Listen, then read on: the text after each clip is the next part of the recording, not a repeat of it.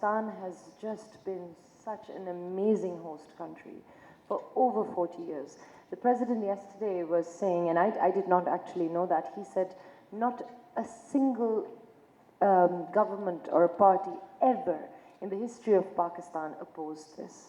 They have all been, they could have had all kinds of other, discussions or arguments or whatever.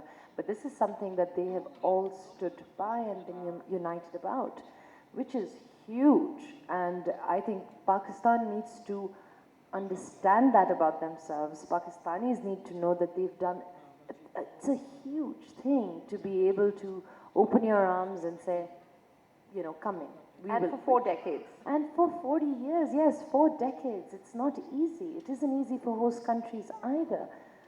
But I think, so I do think that the international community should come together and talk about this and raise awareness and share the burden. I think that is very, very important. I mean, again, Pakistan is not, like the president said yesterday, it's not a rich country. We have our own struggles, we have our own problems, and we're trying our best to sort of come out of them. We're all working hard to solve these, a multitude of issues. So, and on top of that, we do welcome the refugees, and we have been. But I think that we should share this as a world problem. Not something that, okay, this is a host country or that is a host country. We should all share this. And I'm sorry that I've actually called it a burden. In fact, we should all share this very lovingly, like they all said.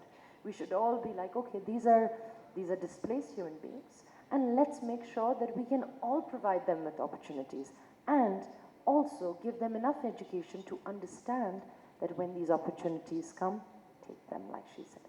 So yes, it does work in tandem. Right. It has to.